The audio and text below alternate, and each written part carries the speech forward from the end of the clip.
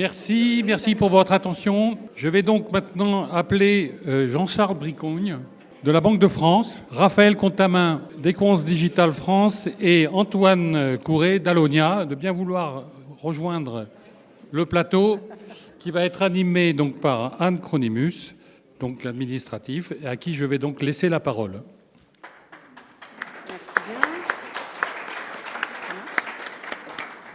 Merci beaucoup. Donc, je suis très heureuse d'animer cette deuxième table ronde. Donc, déjà, de vous accueillir tous les trois. Donc, Jean-Charles Bricogne, vous êtes de la Banque de France, comme vient de le dire Xavier. Vous êtes conseiller senior à la DGSEI, qui est la Direction Générale des Statistiques, des Études et de l'International. Je traduis parce que tout le monde ne connaît peut-être pas. Et vous êtes conseiller des gouverneurs sur les questions d'intelligence artificielle. Donc, merci d'être là. Raphaël Contamin, donc vous êtes fondateur et maintenant directeur d'Equance Digital, qui a l'ambition de placer l'intelligence artificielle, je lis votre promo, au cœur de ses solutions pour transformer les infrastructures, les villes et les industries afin de les rendre durables, performantes et résilientes. Donc, c'est un gros programme. Et Antoine, bonjour, merci de nous joindre. Donc, tu es ancien président de Hub France IA et tu es président fondateur de Alonia, dont tu vas nous expliquer les activités. Donc, merci beaucoup à vous d'être là. Donc, on va avoir une table ronde un peu hybride parce qu'on aura une partie, bien évidemment, de discussion, mais une partie aussi de présentation formelle avec quelques slides. Et comme pour la précédente table ronde, on veut recueillir votre regard sur l'IA, les changements que cela apporte, etc. Donc pour commencer, je vais vous demander à chacun peut-être de vous présenter un petit peu plus, de façon plus détaillée que ce que je viens de faire, et d'expliciter votre rapport à l'IA et ce que vous en faites au quotidien. Donc Jean-Charles, je propose que vous démarriez. Oui, donc merci pour cette présentation, puis merci surtout de m'avoir invité pour cette table ronde aujourd'hui. Alors, pour me présenter en complément de ce que Anne a déjà dit, donc, je travaille à la Banque de France depuis maintenant un certain nombre d'années. Je ne suis pas resté qu'à la Banque de France, j'ai fait 2 détachements à l'INSEE et un à la Commission européenne, et dans mon parcours, ça a quand même une incidence assez importante. En formation, je suis ingénieur, complété par des études à Sciences Po, que j'ai complété par des études en économie en passant la grecque et le doctorat quand j'étais à la Banque de France, que la Banque de France offre ce genre d'opportunités. Mais à l'époque, c'était encore une thèse, on va dire, un peu traditionnelle sur le commerce international et ses liens avec les contraintes financières. Et puis après, justement, dans mon détachement à la Commission européenne, en fait, j'ai commencé à investiguer des liens, et ça m'est venu des étudiants, parce qu'en fait, j'ai plusieurs casquettes en dehors de ma casquette principale à la Banque de France. Je suis aussi enseignant, ça fait une vingtaine d'années que j'enseigne. J'enseigne à Sciences Po, à Tours, Orléans, Aix-Marseille, à Dauphine, et maintenant à Paris 1, où j'ai passé ma thèse comme prof associé, ce qui veut dire j'ai la moitié de la charge d'un prof supérieur, c'est quand même assez conséquent. Mais ça entretient un rapport avec les étudiants qui est extrêmement enrichissant, et on va voir qu'il y a pas mal de projets en fait qui sont faits grâce à eux. Donc c'est bien aussi qu'il y ait des étudiants dans la salle parce que c'est un contact que j'apprécie. Et c'est justement en faisant venir 2 de mes étudiants, à l'époque j'enseignais à Tours, à la commission, en fait, je travaillais sur l'immobilier à l'époque, on cherchait à trouver les déséquilibres immobiliers et en quoi un déséquilibre dans un pays européen peut entraîner des spillovers, comme il disait, dans les autres pays. En fait, l'un de ces 2 étudiants m'a dit, mais pourquoi pas utiliser les techniques de web scrapping? Alors, j'avoue, à l'époque, je ne connaissais pas trop cette méthode, je me suis dit, bon tiens, pourquoi pas, on peut investiguer. Et ça a été extrêmement profitable puisque grâce à ces techniques, le web scrapping, c'est télécharger massivement des données qui ne sont pas forcément structurées sur Internet. Et c'est après pouvoir construire des informations, par exemple construire des prix moyens en niveau. Savoir en France quel est le prix moyen en euros mètre carré d'immobilier. Et bizarrement, les économistes ne publiaient pas ce genre de données. Et puis grâce à ça, on pouvait construire des indicateurs qui étaient beaucoup plus informatifs que les indicateurs existants qui étaient juste en indice. Et à partir de là, l'appétit est venu en mangeant. Une fois revenu à la Banque de France, on a continué à travailler sur le scrapping, par exemple, pour analyser les offres d'emploi. Là aussi, un gisement gigantesque sur France Travail, qui n'a plus le monopole, mais qui reste le premier site d'emploi. Vous avez quelque chose comme 600 ou 700 000 offres à un instant T, avec plein d'informations sur le descriptif, quel type de compétences on demande. Et par exemple, ça permet de voir combien les entreprises cherchent à recruter de profils en IA. C'est intéressant. Est-ce que c'est plus demandé dans le secteur financier ou dans d'autres secteurs? On a utilisé aussi d'autres informations. J'ai vu dans la première table ronde, il y a des informations, par exemple, qui peuvent venir des textes. On peut analyser les journaux, puis construire des indicateurs chiffrés à partir des journaux. On peut construire, par exemple, des indicateurs d'inflation. Ça aussi, c'est un petit peu nouveau. On a d'ailleurs une acceptation dans une revue, parce que les économistes, c'est un milieu un peu particulier, un peu comme les tennisman. En fait, on est jugé, les tennisman sont jugés au tournoi qu'ils gagnent, et ben nous, on est un peu jugés en fonction des publications qu'on fait dans les revues et des citations qu'on a. Et donc, on a eu plusieurs articles qui ont été acceptés grâce à ces techniques data science qui maintenant se mêlent à l'économie. Encore plus original, on a utilisé les données satellites. Tout à l'heure, chez Lutz, on a parlé. Et on est capable, par exemple, je fais un peu de teasing sur les slides qui vont être présentés, de suivre la production de ciment. Je vous expliquerai pourquoi une banque centrale peut s'intéresser à la production de ciment, parce que c'est pas intuitif, en temps réel, grâce à des données satellites, sans interroger une seule entreprise. On peut aussi regarder des évaluations de politique publique, regarder par exemple si les subventions européennes ont été efficaces dans certains champs. Et là aussi, je fais un peu de teasing, et c'est un lien avec ce qui a été dit tout à l'heure sur les panneaux solaires. Bref, les données satellites permettent de faire plein de choses. Et bien sûr, l'IA qui est importante parce qu'en fait, je suis à la Banque de France co-responsable de l'action IA avec le directeur du Lab Innovation. Beaucoup de banques centrales maintenant des labs qui permettent d'innover sur certains sujets. Moi, je suis plutôt responsable du lien avec les métiers parce que c'est vrai que le gouverneur voulait qu'il y ait un lien avec les métiers et que surtout ce ne soit pas juste une question d'informaticien, mais que les métiers soient vraiment pris en compte aussi pour prendre en compte les besoins. Il y a 5 projets prioritaires, je montrerai dans mes slides, qui ont été retenus pour cette année. Et il y a déjà une bonne soixantaine de projets qui arrivent. La prochaine vague, c'est une soixantaine de projets, donc c'est quand même assez conséquent. Il faut faire en sorte que ces projets puissent être traités et le mieux possible, et on va dire en prenant le plus en compte la création potentielle de valeur. Après, il y a aussi IA pour tous, parce qu'il y a des projets, mais aussi IA pour tous qui se développent. Copilot Chat a été cité, Copilot Chat a été développé, mais pour l'instant, ça ne permet pas d'adresser toutes les données, donc on est en train de voir pour la prochaine vague, sans doute l'an prochain, pour que l'IA pour tous traite aussi des données confidentielles, parce que dans une banque centrale, bien sûr, la confidentialité est importante. Et enfin, j'ai une dernière casquette, je suis président de plusieurs associations. L'une d'entre elles, en fait, gère une plateforme qui met en relation les étudiants et les professionnels sur le mode du challenge, notamment pour innover, pour recruter ou coécrire des articles. Et ce qui est original dans cette plateforme, c'est que, en fait, les étudiants participent de façon anonyme. Donc, on gomme les biais. Vous ne savez pas qui vous avez en face de vous, vous n'avez pas le diplôme, pas les origines, le sexe, l'âge, ça, vous n'avez rien. Tout ce que vous savez, c'est ce qu'elle ou elle est capable de faire le job. Et ensuite, seulement dans la deuxième étape, vous avez le CV et la lettre de motivation, vous faites l'entretien en basant une partie de l'entretien sur ce qui a été fait dans la première étape. Et grâce à ça, on a développé pas mal d'innovations, dont un outil dont je vous parlerai un peu plus en détail après, qui permet de rechercher les conférences et qui maintenant a été utilisé assez largement par les économistes dans le monde et qu'on a fait vraiment grâce aux étudiants et à leurs compétences. Et enfin, je préside une autre association, mais là j'ai un slide là-dessus, donc je ne vais pas trop le spoiler, qui, c'est important, ne se limite pas au monde des banques centrales, mais qui permet d'associer les acteurs publics, privés et académiques pour travailler sur la data, l'IA, mais pas seulement, appliquée à l'économie au sens large. Et maintenant, j'ai trop parlé, je vais donner la parole à mes deux camarades. C'était une grosse introduction. Donc, Raphaël, vous concernant.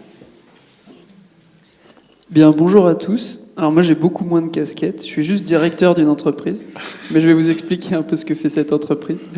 Donc, je dirige Equance Digital. Equance Digital, je pense qu'aucun d'entre vous connaît ni Equance ni Equance Digital. On a coutume de dire qu'Equance, c'est le plus grand groupe inconnu français, puisqu'il y a quand même 100 000 personnes, et ça fait 19 milliards de chiffre d'affaires. Mais c'est un groupe en fait qui a été issu d'un carve-out qui s'appelle un carve-out, c'est-à-dire que le groupe Engie s'est séparé de ses activités de service, qui ont été rachetées par le groupe Bouygues il y a maintenant 4 ans. Donc dans le groupe Bouygues, qui fait à peu près 45 milliards d'euros de chiffre d'affaires et 200 000 personnes, vous avez les télécoms, Bouygues Télécom, vous avez les médias, TF1, vous avez les gens qui font le béton, les enveloppes, ça c'est les Bouygues Construction, les Colas, et ensuite vous avez le groupe Equance. Et en fait, le groupe Equance, dans les bâtiments, les villes, les industries, c'est tout ce qui n'est pas l'enveloppe. Donc, dans un bâtiment comme celui-là, ça va être les gens qui amènent l'air, l'eau, qui amènent l'énergie, l'électricité, et qui amènent aussi la donnée, et qui font fonctionner les systèmes informatiques, que ce soit l'informatique bureautique, ou plutôt ce qu'on appelle l'informatique industrielle. Moi, je suis en charge de cette dernière partie, qui est regroupée sous la marque Equance Digital. Donc nous, on intègre des technologies digitales au service de la performance d'un bâtiment, d'une usine ou d'une ville.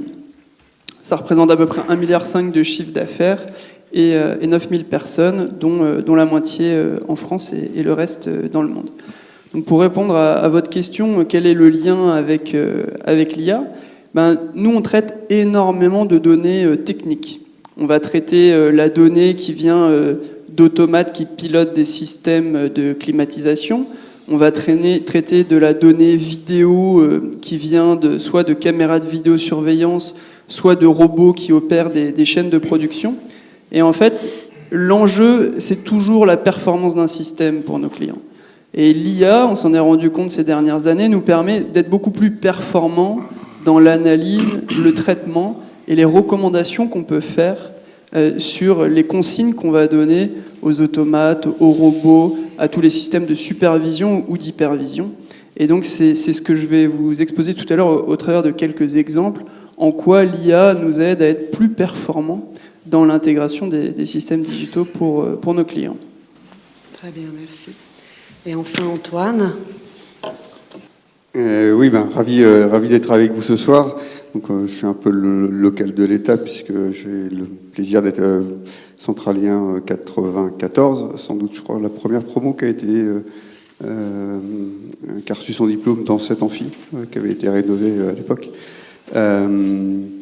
Et puis à Centrale, donc j'ai fait plutôt des sujets de mécafluide et d'acoustique, mais qui dérivent progressivement vers l'IA, puisque c'est aussi la gestion du chaos et d'approche plutôt anthropique. Et on en reparlera tout à l'heure aussi sur le futur de l'IA, qui a un côté assez anthropique Donc, comme le disait Anne, donc j'ai une société qui s'appelle Alonia. Je vais vous parler aussi un petit peu du Hub Francia.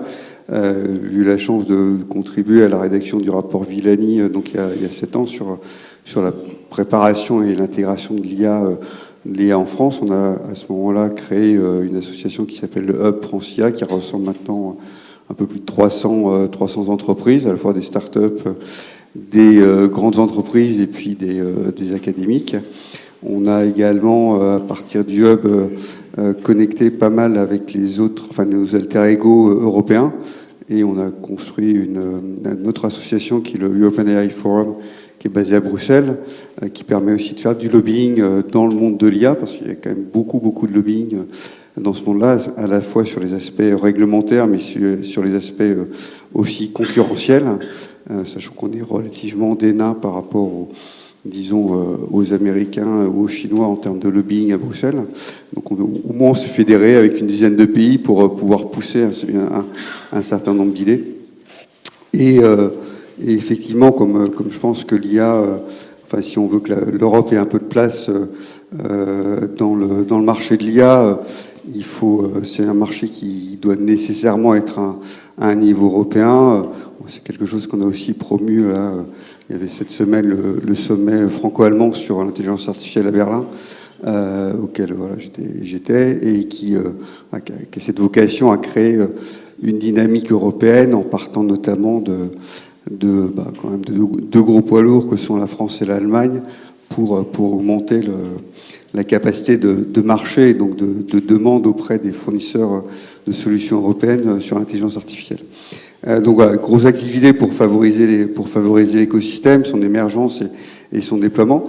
Et puis sinon après ma société, donc évidemment je suis beaucoup plus petit que la Banque de France et que Equans au sens large, même si j'ai longtemps bossé chez Bouygues Telecom. Donc nous on est une entreprise qui est éditeur de logiciels, qui permet d'entraîner des modèles à partir de modèles, y compris les modèles de Mistral, pour plutôt des vocations industrielles, des vocations de modèles pour entreprises. Donc soit création de modèles, soit création d'agents, avec toute la partie d'automatisation qui va avec. Je partagerai quelques use cases avec nos clients, quelques clients juste derrière, mais on a une grosse activité de R&D pour préparer aussi les prochaines étapes, à la fois côté IA et côté IT, parce que les sujets, notamment dont Michel parlait rapidement, mais d'orchestration, d'industrialisation, de scaling sont évidemment cruciaux. Et donc ça marche que si on réussit à mélanger IA et IT dans la même solution pour que ça puisse passer à l'échelle, quoi. Merci bien pour ce panorama qui était quand même assez détaillé finalement.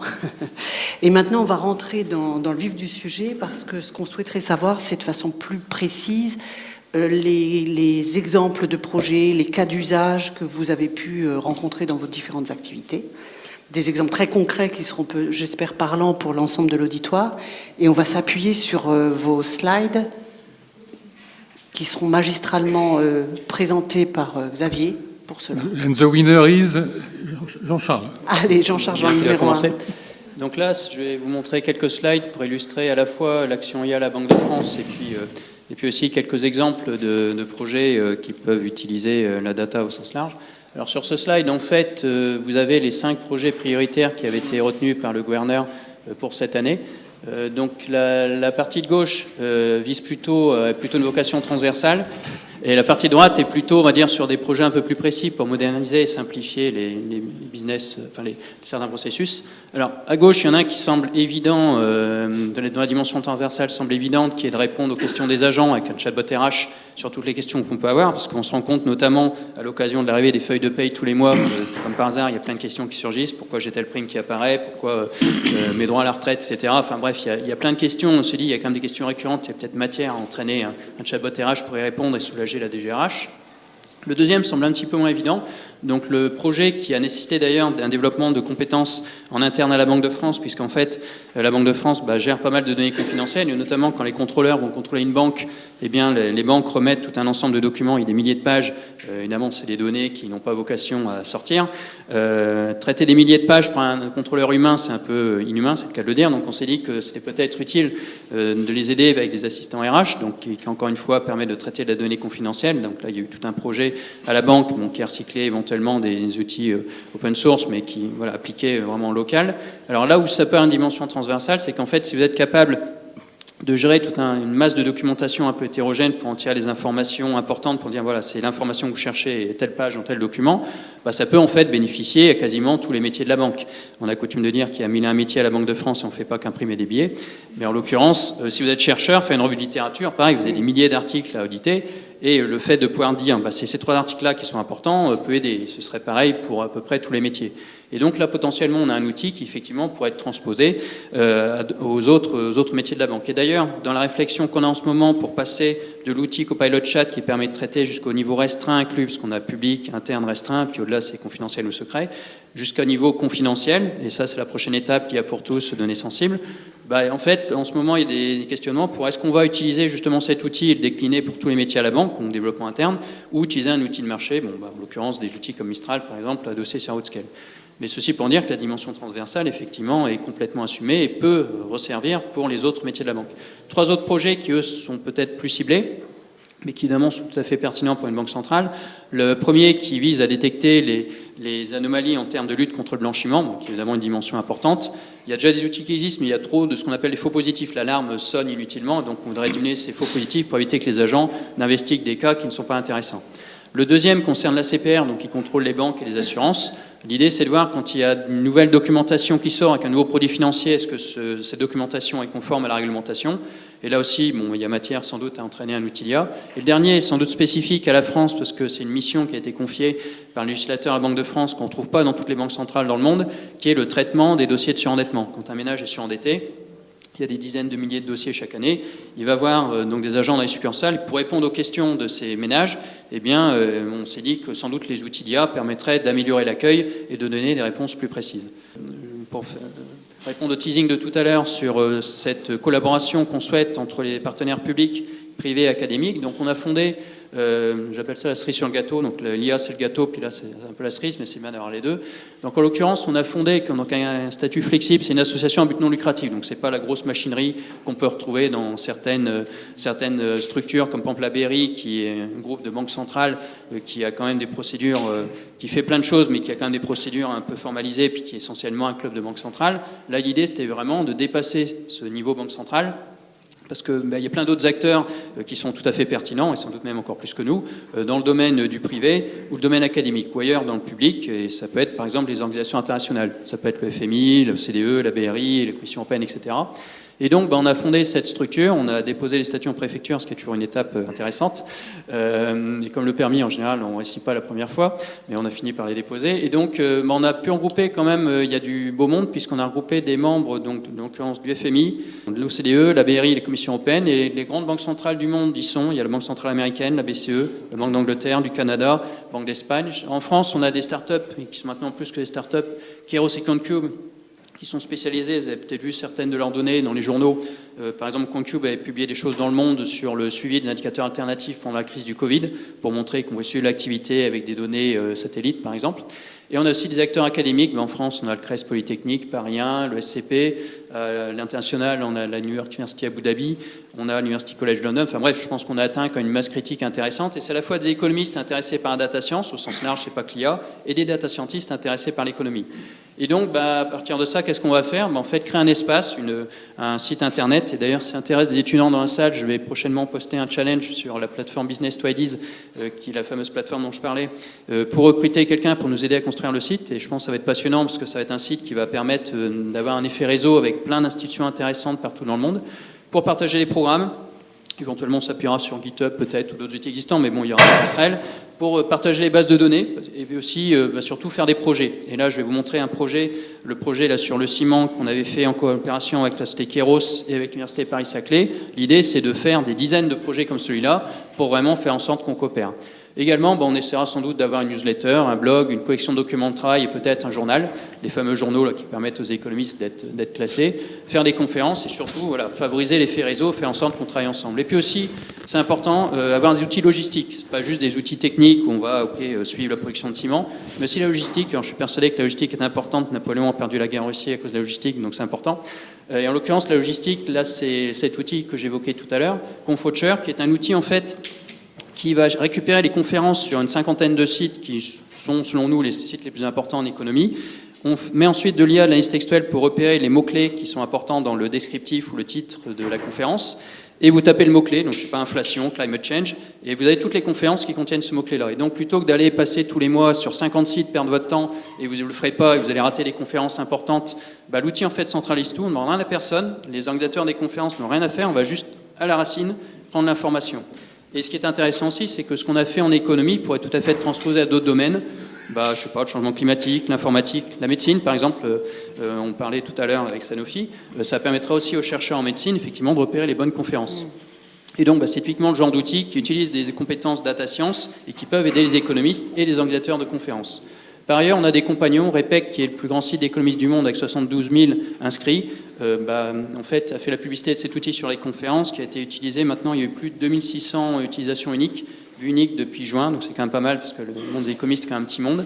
DBnomics, qui est un agrégateur de bases de données, c'est la plus grande base de statistiques du monde, donc pareil, ils vont être compagnons de ce projet. Et donc l'idée, c'est qu'à la fois on puisse accueillir des personnes physiques, mais aussi des personnes morales qui travaillent déjà et qui ont déjà des réseaux qui appliquent la data science à l'économie. Maintenant, pour montrer des applications concrètes, la deuxième teasing que je vais éteindre maintenant, sur les données satellites. Alors, j'aurais pas imaginé il y a 10 ans que les banques centrales travailleraient sur des données satellites, et puis finalement est arrivé le Covid, et puis le Covid a été un game changer. Évidemment, ça a eu des effets catastrophiques sur la santé publique, mais ça a aussi permis d'accélérer certaines choses. C'est un certain révolutionnaire russe disait que la Première Guerre mondiale avait été un accélérateur de l'histoire, le Covid l'a sans doute été aussi.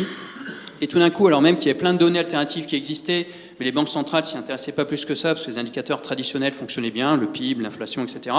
Puis tout d'un coup arrive le Covid. Le PIB, c'est calculé 30 ou 40 jours après la fin du trimestre, puis ça sort une fois tous les trimestres.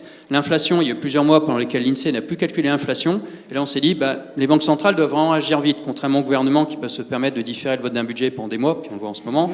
Une banque centrale ne peut pas le faire. Il faut qu'on fournisse les liquidités aux banques et on doit agir vraiment au jour le jour. Si une banque centrale s'arrêtait ne serait-ce qu'une journée de fonctionner, je pense que ce serait la panique sur les marchés. Et pour prendre les bonnes décisions, les banques centrales doivent avoir des bons indicateurs. Et c'est là on s'est dit, oui, peut-être que les indicateurs de fréquence seraient peut-être pertinents. Et là, on s'est dit, pourquoi pas explorer des données publiques. Beaucoup de données satellites sont gratuites, c'est aussi une autre surprise que j'ai eue. Et là, en fait, vous avez une application, donc on a eu 3 applications, 2 qui sont là, puis une que je décris à l'oral. On a d'abord utilisé la pollution NO2, qui est une donnée complètement gratuite fournie par le réseau européen Sentinel-2, pour suivre la pollution. Regardez dans quelle mesure, quand vous produisez, vous avez une production industrielle, vous polluez. Et pareil, quand vous consommez de l'énergie, vous polluez. Et donc, ça permet aussi de voir les grandes chutes. Quand vous avez une grande chute de pollution, ça veut dire que votre activité est en train de s'écrouler. Et ça a bien marché pendant le Covid, ça pourrait sans doute bien marcher dans des épisodes comme, les cyclones à Mayotte ou ailleurs. Et encore plus original, on a donc suivi la production de ciment de la façon suivante. Avec les images infrarouges, on est capable de voir si un four est allumé ou éteint, parce que c'est une réaction physique. Pour produire du ciment, il faut chauffer à 1400 degrés, un peu plus. Et donc ça, vous le voyez depuis le ciel, vous voyez des points rouges, et le point rouge signale que votre four est allumé. Si vous savez qu'il y a 10 fours dans votre cimenterie, qu'il y a 6 points rouges, vous savez qu'elle fonctionne à 60%. Vous connaissez la capacité de production, ce n'est pas une donnée confidentielle. 60% de la capacité, vous savez cette usine-là, combien elle produit ce jour-là. Vous reproduisez ça sur toutes les usines de ciment du pays. À la fin, vous avez la production de ciment du pays. Et je vous montrerai le slide suivant, c'est bluffant. On colle quasiment parfaitement avec les stats officielles, sans interroger une seule entreprise et sans aucune autre information. Et du coup, ce qu'on fait pour la France ou la Chine ou les États-Unis, on pourrait le faire pour n'importe quel pays dans le monde, y compris les pays en développement, ce qui pourrait intéresser la Banque mondiale ou l'AFD, l'Agence française de développement. Et donc, vous pouvez avoir des informations sur la situation de production d'autres pays. Oui, tous les pays. Si je veux suivre la production de Russie pour vérifier si Poutine n'est pas en train de nous enfumer quand il dit qu'il a produit tant de tonnes de ciment, je peux le vérifier. Ou la Corée du Nord, qui ne publie pas de statistiques, je suis capable de calculer la production de ciment de la Corée du Nord grâce à ça. Ou du Zimbabwe, qui je ne sais pas s'il publie de statistiques, mais je peux faire ça pour tous les pays du monde. Et cette semaine, j'ai discuté avec une société qui est Carbone, qui fait la même chose pour l'acier. Pareil, eux, ils sont même capables de suivre les productions de fumée au-dessus de chaque cheminée d'acierie. Et ils sont capables, effectivement, de suivre la production d'acier de n'importe quelle usine dans le monde. Il y en a à peu près 1 millier, je crois. Alors l'IA intervient parce que vous pouvez faire de la reconnaissance d'image ou corriger pour la pollution NO2 de la couverture nuageuse. Alors le gros avantage, c'est que la couverture est homogène entre pays. Les données sont quand même revisitées fréquemment. Vous pouvez faire des indicateurs inframensuels sans aucun problème. Et puis zoomer, même usine par usine ou région par région. Et donc, si on a des données infranationales, c'est possible. Alors vous allez me dire, mais on ne comprend toujours pas pourquoi les banques centrales s'y intéressent. Ben, en fait, si. Parce qu'en fait, le ciment a 2 propriétés. C'est pas très rentable. Au mètre cube, ça vaut pas grand-chose. Et donc, c'est pas rentable à exporter. Par ailleurs, c'est pas très rentable de le stocker. Et donc, en général, quand vous produisez, vous le consommez sur place dans les semaines qui suivent. Et donc, vous avez un bon indicateur avancé de la construction. La construction, c'est 5 à 10% de l'emploi et de la valeur ajoutée. Et donc, ça commence à peser dans le PIB. Et donc, évidemment, les banques centrales suivent le PIB. Et nous, on a vérifié, on a fait une course de chevaux, comme on dit, d'un pays anglo-saxon. On a comparé ça au permis de construire, aux indices des enquêtes PMI, qui est une enquête privée. Il y en a qui sont spécialisés dans la construction. On arrive à faire mieux que ces deux références. Et donc, on arrive à mieux anticiper la construction que les autres indicateurs. Et les PMI indices sont payants. Donc là, effectivement, on a trouvé de très bonnes propriétés. On va aller sur le slide suivant, qui va effectivement... du coup, le slide suivant va sauter. C'était juste pour confirmer que le fit était effectivement très bon. Ici, c'est juste pour montrer une autre application. Là, je reprends ma casquette de chercheur, pour dire l'IA, en fait, peut aussi aider en tant que super assistant. Ça, c'est une phrase que j'aime bien, c'est Antoine Kourinek, spécialiste de l'IA, qui l'a utilisée, même si l'être humain doit garder le dernier mot. Alors, qu'est-ce qu'on avait fait, en fait? On avait cherché à répondre à une question que peuvent se poser les banquiers centraux. Les banques centrales ne cherchent pas à surprendre les marchés, mais de temps en temps, elles les surprennent quand même. Et quand les banques centrales surprennent les marchés, quel est l'impact sur le taux de change? Le taux de change est une variable qui bouge toutes les secondes. Et donc on s'est dit, prenons cet indicateur qui est disponible assez facilement. Et on a regardé, plutôt que de prendre des techniques compliquées dérivées des marchés financiers, on a regardé les articles style Reuters, Bloomberg, qui décrivent a posteriori, une fois que la décision a été prise, le journaliste ou l'économiste qui écrit son article, comment il va qualifier la décision, ce qui va dire que sa décision a été surprenante ou pas. Et du coup, on a la réponse grâce à l'article du journaliste. Et au début, on l'a tagué à la main, puis après on s'est dit, mais finalement, l'IA peut peut-être nous aider. On a utilisé ChatGPT 4 avec le prompt suivant, en lui disant, dis-nous s'il y a une surprise. Est-ce que c'est une surprise sur le taux directeur ou une autre surprise, par exemple sur les achats d'obligations? La dernière phrase est importante. Si le texte ne donne pas assez d'informations, s'il te plaît, quand on est poli, il paraît qu'on a bien le résultat, dis que tu n'as pas assez d'informations, et puis justifie ta réponse. On a vérifié, on avait 450 articles de la même source, Focus Economics. Dans 95% des cas, on était d'accord, c'est rassurant, on n'a pas fait n'importe quoi. Et dans les 5% restants, l'IA avait raison plus d'une fois sur 2. Alors, il se trompe encore, il y a encore des erreurs, mais malgré tout, il nous a permis de corriger des erreurs et d'améliorer les résultats. Et l'autre résultat intéressant, c'est qu'on va pouvoir étendre notre travail pour faire plus de pays une plus longue période en utilisant des outils d'IA, parce que c'est plus fiable que l'être humain. Alors, comme on cherche le zéro défaut malgré tout, parce que quand on a publié la base, il ne s'agirait pas de dire que tel pays a pris une décision surprenante, enfin, ce n'était pas une, on vise vraiment aussi peu d'erreurs que possible. On va faire en sorte d'utiliser non pas un, mais plusieurs outils d'IA en parallèle, et si les 3 donnent la même réponse, on va pouvoir leur faire confiance, et s'il y en a un qui n'est pas d'accord, là, on vérifiera à la main. Et donc, par rapport à ce que je disais sur les économistes qui sont classés et cités, en fait, le fait de publier une base qui va être plus complète, avec moins d'erreurs sur une plus longue période, fait qu'on sera plus cité, qu'on sera plus utile à la communauté des économistes. Non. Du coup, la réponse est oui, il y a bien une suraction du taux de change quand il y a une surprise. Et là, je donne la parole à mes camarades, et je vous remercie. Bon, merci pour tous ces détails et ces exemples. Raphaël.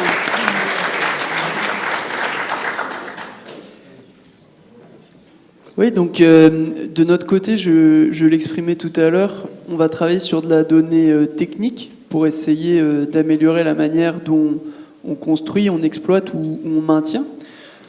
Donc je vais vous donner 4 exemples, mais en gros, quand on aborde un projet en IA, on suit toujours la même démarche. Il y a toujours une première phase qu'on appelle l'analyse exploratoire de données, Exploratory Data Analysis. C'est une manière tout simplement d'aider le client, chez qui on se propose de faire un projet d'IA, à identifier s'il y a effectivement un potentiel autour de ces données. Parce qu'il y a beaucoup de gens qui se lancent bien en tête dans des gros projets, avec tous les enjeux qui ont été évoqués, d'industrialisation, d'avoir des jeux de données qui sont propres, et puis ils se posent la question à la fin de savoir s'il y avait un retour sur investissement. Bon. Nous, on se propose d'abord de se poser la question s'il y a un retour sur investissement, et après de se lancer dans l'industrialisation. Donc c'est cette phase qu'on appelle Exploratory Data Analysis. Là, je vous ai mis un exemple sur des porte-hélicoptères. Donc, ce que vous voyez en bas à droite, c'est des porte-hélicoptères de la marine française. Ces porte-hélicoptères, la problématique qu'ils ont, c'est qu'ils sont souvent en mer, et la maintenance est compliquée. Quand il y a un équipement qui tombe en panne, vous êtes obligé, si l'équipement il est critique, de faire revenir le porte-hélicoptère à terre. Donc il y a un gros enjeu pour ce type de client d'arriver à anticiper au maximum les pannes, pour pouvoir, lorsqu'il y a des maintenances programmées, s'occuper de tous les équipements qui ont une probabilité de panne importante. Donc là, c'est pour ça qu'on a fait cette analyse exploratoire de données, qui est quelque chose qui se fait en 3 mois, qui coûte, ça se chiffre en dizaines de milliers d'euros, et ce n'est pas des projets qui coûtent très cher, mais qui nous a permis d'identifier avec ici le client qui est le mainteneur des porte-hélicoptères, l'opportunité d'aller dans la phase suivante. Et la phase suivante, je l'illustre au travers d'un autre projet sur le slide suivant. C'est ce qu'on appelle le machine learning. Donc là, on est dans un projet qui est beaucoup plus avancé. J'ai changé de monde pour vous donner un peu une typologie des segments de marché sur lesquels on opère. Là, vous êtes chez ce qui s'appelle les frigoristes. Les frigoristes, c'est les gens qui s'occupent du froid en dessous de 0. Donc eux, leurs clients, c'est les Carrefour, les Auchan, tous les gens qui ont des chambres froides. Et leur boulot, c'est de s'assurer que la chambre froide du client, elle fonctionne tout le temps, parce que dès qu'on rompt la chaîne du froid, toute la nourriture, les clients doivent l'acheter, et qu'il y a une bonne performance énergétique globale du système des clients, parce que l'énergie coûte de plus en plus cher. Et le gros point noir de ces gens-là, c'est ce qui s'appelle la prise en glace. La prise en glace, vous le voyez dans vos congélateurs, c'est quand à un moment donné, il y a de la glace qui se forme à l'intérieur du congélateur, et puis il faut aller la casser avec le pic, sinon elle nuit à la performance de votre congélateur. Dans les chambres froides, c'est pareil. Il y a sur les évaporateurs un phénomène de prise en glace qui peut se mettre en œuvre, et si vous ne le détectez pas suffisamment tôt, votre chambre froide, elle n'a plus les mêmes performances. Vous êtes obligé d'appeler le frigoriste il se déplace, et puis il y va avec son petit pic là, pour casser son truc. Donc là, tout l'enjeu de l'algo qu'on a développé, c'est d'arriver à anticiper au maximum le phénomène de prise en glace. C'est-à-dire que, à partir de toutes les données qu'on capte à partir des systèmes de supervision dans les chambres froides, on a réussi à développer un algorithme qui dit « Attention, là, on commence à avoir des phénomènes qui nous laisse penser que la probabilité de prise en glace dans les X prochaines heures est très élevée, donc ça vaut le coup de faire appel à un technicien. Et ça, c'est quelque chose maintenant qui est industrialisé, qu'on a déployé chez tous les supermarchés qui sont donc sous la responsabilité de nos collègues d'Aximan. C'est 2 premiers exemples dans lesquels on travaille sur des variables techniques. Donc ça, c'est issu de sondes, d'IoT, de supervision, d'automates, et on travaille sur des variables de pression, de température. Les 2 exemples suivants, je vais vous emmener dans le monde où on travaille plutôt sur des variables issues de caméras vidéo. Alors le premier, c'est pour faire un clin d'œil avec la Banque de France, là on est sur IN Group. IN Group, c'est ceux qui produisent les billets de banque. Et eux, en fait, ils ont un gros enjeu. IN Group, c'est sur ce que vous voyez à l'écran, ce qui s'appelle les filigranes. Il faut que les filigranes qu'ils produisent, il y a un taux de défaut qui soit hyper faible. Mais alors les filigranes, je ne sais pas si vous voyez comment c'est produit, c'est un peu comme imaginez une fabrique de tissus. C'est des grosses bobines, ça tourne à une vitesse folle, et puis il y a des imprimantes qui impriment les filigranes. Jusqu'à récemment, il y avait un contrôle qualité qui consistait à avoir un opérateur physique qui, avec le pied, faisait défiler le bobino, là, et puis qui se tapait toute la journée à regarder les filigranes les uns après les autres pour voir s'il y avait des erreurs. Donc là, on a remplacé cette action qui avait un taux d'erreur important et puis qui avait un gros problème d'arriver à trouver des gens qui ont envie de faire ce boulot, qui est quand même assez aliénant, il faut le dire. On l'a remplacé par un système de caméra avec un algorithme qu'on a entraîné à repérer les défauts sur les filigranes des billets de banque. Et le dernier projet, alors là c'est mon petit favori, j'espère que ça vous dégoûtera pas à l'aune des fêtes. Là je vous emmène dans le sud-ouest chez un fabricant de foie gras. Alors, si vous n'êtes pas familier avec la manière dont on fabrique le foie gras, sachez que le foie gras ne se produit malheureusement qu'à partir du foie gras de canard mâle. Le foie des canettes femelles n'est malheureusement pas suffisamment gras pour la production de foie gras. Et donc, jusqu'à récemment, malheureusement, il y avait des gens dont le métier, c'était à l'éclosion des petits canetons, de regarder si c'était un petit garçon, une petite fille, enfin un petit canard, une petite canette, et les petites canettes, alors il y a longtemps, elles se faisaient envoyer en Égypte où il y avait un débouché pour la vente de petites canettes, mais l'export de canettes n'est plus autorisé, et donc elles se faisaient broyer. Voilà, c'est la dure réalité de la production de foie gras. C'était pour voir si tout le monde était réveillé. Bon, on s'est dit, il y a peut-être mieux à faire. Et donc, on a développé avec le CEA, en fait, un gène albinos qui ne s'exprime que chez les canards femelles. Et le fait que ce gène albinos qui ne s'exprime que dans les canards femelles nous permet de détecter au stade embryonnaire l'expression du gène albinos, puisque l'œil est un des premiers éléments en fait, qui se révèle, et l'œil albinos est complètement translucide.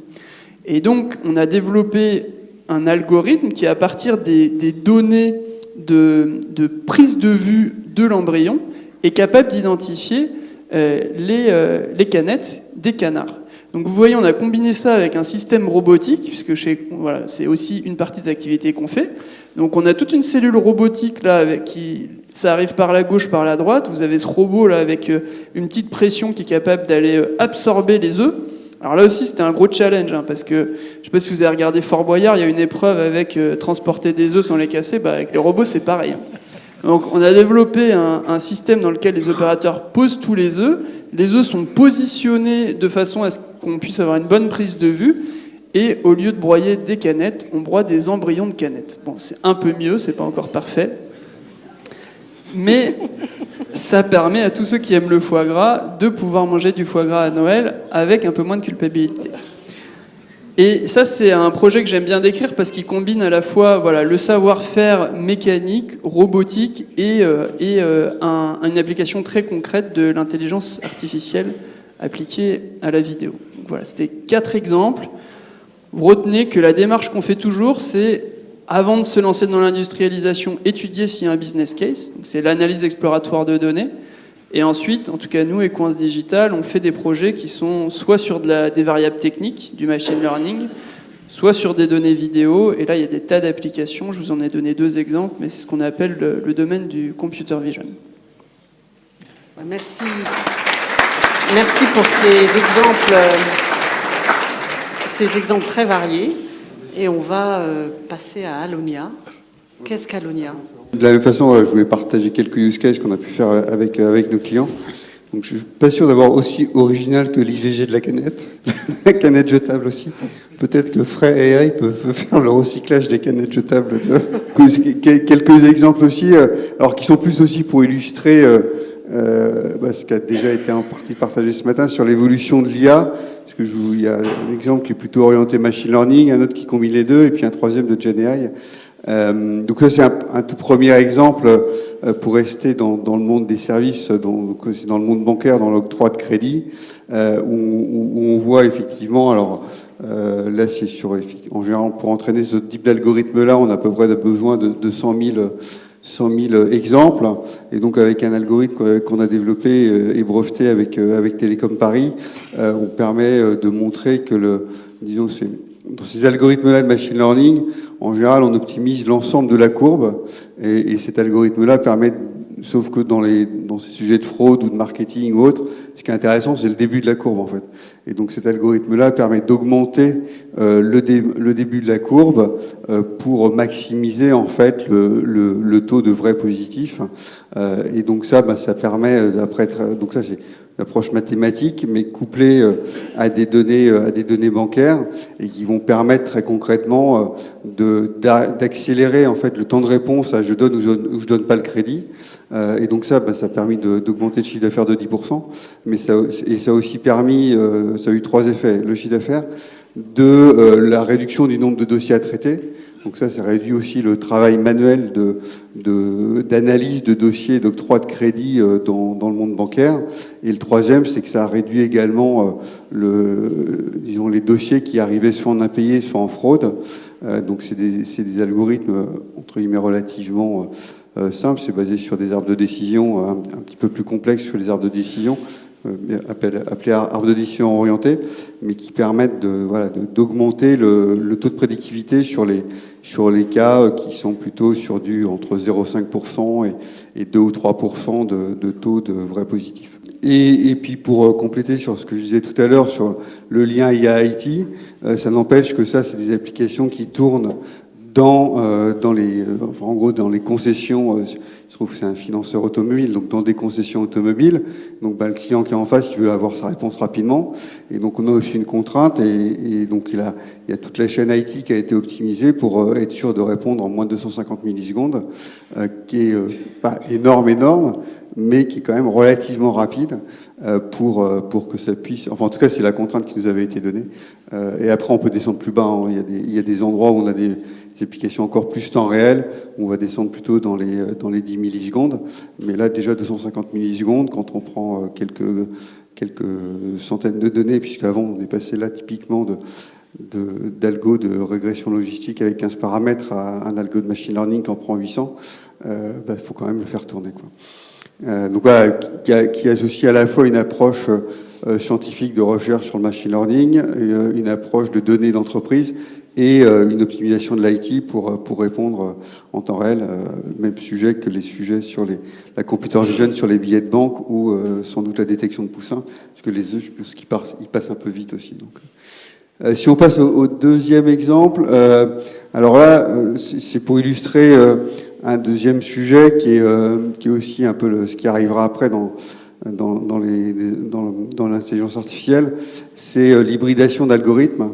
Donc là, on a, c'est dans le monde du contrôle non destructif dans le nucléaire, dans lequel il y a évidemment une certaine contrainte, puisque c'est sur la maintenance des tubes de génération de vapeur au cœur des réacteurs. Donc il y a évidemment une certaine contrainte de ne pas trop se tromper, parce que si on se trompe, il y a des fuites, et les fuites ne plaisent pas. Et donc là, en fait, pour faire ça, donc là, aujourd'hui, la technique traditionnelle, c'est des tubes qui font 15 mètres, et il y a 2 opérateurs qui, en général, ont entre 10 et 15 ans d'expérience pour être à peu près à niveau, qui vont contrôler ces tubes-là pour vérifier qu'il n'y a pas de défaut. Donc les défauts, ils sont détectés comment? C'est des sondes avec des courants de Foucault qui vont analyser l'ensemble du tube, ça remonte des données, et faut regarder les données pour voir s'il y a des défauts. Donc il y a à la fois des séries temporelles, et puis en fait ces séries temporelles, après on peut les transformer en images du tube, et donc en fait on s'est aperçu qu'en travaillant à la fois l'aspect donc des algorithmes basés sur des séries temporelles et des algorithmes, une fois qu'on a quelque part développé la surface du tube en images, donc c'est ce que vous avez en bas à gauche, et qu'on associe les deux, donc une partie série temporelle et une partie computer vision, on réussit à atteindre un bon niveau de précision, mais qui n'était pas suffisant. Et donc pour augmenter et arriver à un taux de 100%, puisque c'est le seul taux qui est acceptable dans le nucléaire, en fait, on a complété ça par une approche adversariale, donc qui consiste à créer d'autres algorithmes qui vont lutter contre le premier et continuer à augmenter la performance. Et donc avec ça, on a réussi à montrer que on avait 100% de détection de zones où il n'y a pas de défaut sur à peu près, on pouvait monter jusqu'à 80%, mais a été retenu pour l'instant 70% du tube. Et donc là, maintenant, c'est rentré dans un processus de qualification avec EDF, parce qu'évidemment, ça doit être qualifié avant de passer en production, pour faire en sorte que potentiellement, sur 70% du tube, on n'ait pas deux analystes, mais un algorithme et un analyste qui qualifient le fait qu'il n'y ait pas de défaut. Et donc, si on réussit à passer de 2 à 1 sur 70% du tube, ça fait un gain de temps de 35% sur la maintenance. Et vous savez qu'il y a à peu près un réacteur sur 2 qui est en maintenance en France en permanence. Et donc, si ça permet de réduire de 35% les temps de maintenance, c'est aussi une production énergétique qui est largement optimisée. Voilà, sur la question de combien ça rapporte, vous pouvez aller regarder le prix d'une heure d'interruption d'une centrale nucléaire. Vous verrez que c'est un gain qui est assez rapide en termes de ROI. Et dernier exemple où là, voilà, on passe un petit peu plus sur la partie IA générative. C'est dans le monde de l'exploration de marché à l'international. Et est-ce qu'il y a un potentiel de marché pour mon entreprise, donc avec une entreprise qui accompagne des entreprises à l'étranger. Et donc là, ce qu'on a fait, donc là on a algorithme d'IA génératif qui, d'abord, on va avoir une partie collecte de données, donc données qui sont au cœur de l'entreprise qui accompagne les autres entreprises pour aller à l'international. On a rajouté aussi une approche de deep research pour aller chercher automatiquement sur le web en fonction de l'entreprise, de sa taille, des marchés visés, des pays visés, des secteurs industriels visés, de capter là où il y a de la demande, enfin potentiellement, et là où il peut y avoir des marchés intéressants. Et donc, en gros, en mêlant une approche données initiales, collecte de données complémentaires avec du deep search, approche classique d'IA générative, donc RAG, embedder en tout genre, et puis après modèle de langage, on réussit en fait à produire en tout cas un premier rapport à peu près en moins de 5 minutes. Et donc, en fait, ça, tout en intégrant l'entreprise qui est intéressée pour aller à l'export, le type de pays, le type de secteur. Et donc, ça permet de gagner à peu près 90% de temps sur une première production d'un rapport et donc de gagner énormément de temps après pour se dire, tiens, j'ai plutôt aller contacter telle entreprise ou telle institution pour améliorer ma prospection à l'international. Dans cette étape-là, comme effectivement un des gros enjeux, c'est la qualité de l'information qui est ressortie. Et donc, un des outils qu'on a développé en complément, qui est celui qui est en bas à gauche, c'est la partie évaluation, donc qui n'est pas encore adversarial, ça c'est notre prochaine étape, mais en tout cas qui est une étape d'évaluation, validation, et donc qui va permettre en fait on va produire un certain nombre de rapports, on va les faire valider par les personnes qui sont intéressées et qui connaissent à la fois les secteurs et les pays, qui vont les corriger. Et à partir de ça, on va redresser le modèle pour augmenter le niveau de qualité des rapports qui sont produits et atteindre des niveaux de qualité où on a un taux de confiance dans l'information apportée qui est intéressant. Voilà, donc c'était 3 exemples aussi pour vous montrer aussi un peu les évolutions des types d'algorithmes d'intelligence artificielle et puis aussi la complexité disons qu'on peut rajouter au fur et à mesure en combinant ces différents types d'intelligence artificielle. Écoutez, merci beaucoup d'avoir partagé tous ces exemples. En fait, ils sont divers, mais ils partent tous du principe d'utiliser des outils à base d'IA pour traiter des données, qu'elles soient d'origine satellite, technique ou autre, pour améliorer des process, pour faire de la maintenance prédictive, pour améliorer finalement un fonctionnement préexistant. Là, on est sur des outils très spécifiques, finalement, à chaque fois, en fonction des cas d'usage que vous avez présentés. Mais on reste en maîtrise, j'allais dire, des sujets. On reste complètement en contrôle. Est-ce que dans les années qui viennent, pour reparler de ce dont on parlait tout à l'heure avant notre table ronde, est-ce qu'il y a un risque qu'à utiliser ce type d'outil, on se fasse un peu, j'allais dire, enfumer par l'outil, qu'on perde un peu la main sur le contrôle et la maîtrise des choses, et que finalement, là où il y a une amélioration dans les process, la maintenance, les données utilisées pour calculer des PIB, etc., on ne se fasse pas un peu dépasser par l'outil, aussi puissant qu'il soit, dans 3 ans, 5 ans, 10 ans? Comment vous voyez les risques que peuvent induire une utilisation massive de ce type d'outils à base d'IA? Les risques, effectivement, sont assez nombreux. Alors, tout à l'heure, l'image du marteau a été utilisée, l'image des ciseaux aussi sont utilisées pour dire les ciseaux, ça peut aussi bien servir à tailler des belles robes qu'à tuer quelqu'un. Donc, effectivement, l'IA peut éventuellement faire les deux. Mais du coup, si on veut reboucler la boucle, si je prends l'exemple de l'IA qui peut être mal utilisée dans le domaine financier, on utilise souvent l'exemple des cyberattaques. Effectivement, on peut avoir des cyberattaques sur les banques. Et ce qui est particulièrement embêtant, parce que je en parlais encore avec mes étudiants hier là, dans le cours de macro-monétaire à Paris 1, c'est plus embêtant quand une grosse banque se fait attaquer que quand une grosse société, je sais pas, automobile ou autre, se fait attaquer. Alors, c'est toujours embêtant, si Renault se fait attaquer, c'est embêtant. Mais si une grosse banque se fait attaquer, on a vu le cas avec Lehman Brothers en 2008, c'est embêtant parce que toutes les banques sont liées entre elles, et si tout le système financier se met à douter parce qu'il y a une consoeur qui est attaquée ou qui a un problème, effectivement, la stabilité financière est vraiment d'intérêt public, parce que le système financier s'arrête, là tout s'arrête. Enfin, vous pouvez plus payer quand vous allez acheter et payer avec une carte bleue, vous pouvez plus faire d'emprunt, enfin bref, là c'est toute l'économie qui s'arrête. C'est pour ça que c'est plus embêtant si BNP fait faillite ou fait l'objet d'une cyberattaque et est bloqué pendant plusieurs jours que si Renault fait faillite, même si on est d'accord que dans tous les cas c'est pas souhaitable. Et du coup, face à ça, je dirais, c'est un peu le principe du missile et anti-missile. Si vous avez une technologie qui sert à faire des cyberattaques, en face, le régulateur doit aussi faire en sorte d'utiliser cette technologie pour essayer de contrer ceux qui attaquent. Et donc, les régulateurs en sont conscients et donc vont faire en sorte aussi de pouvoir développer des systèmes pour pouvoir contrer ces problèmes. Après aussi, dans l'exemple que j'ai donné tout à l'heure là, dans le domaine de la recherche, avant d'utiliser l'IA, vous avez bien vu que la première étape était de le faire à la main et de contrôler qu'effectivement, pour le projet de la surprise monétaire, il y avait bien une amélioration des résultats quand on utilisait l'IA par rapport au fait d'utiliser juste un tagging humain.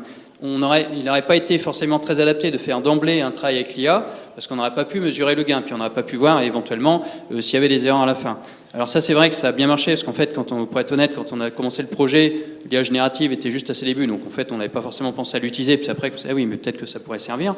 Mais en tout cas, je pense qu'il est de bon ton, et il ne faut pas forcément extrapoler les conclusions. Ce qui a bien marché pour un cas peut ne pas marcher pour un autre. Il faut vraiment à chaque fois vérifier quel est le gain avec une intervention humaine, et là, je reprends l'enseignement de Kourinek, l'être humain doit vraiment garder le dernier mot à chaque fois.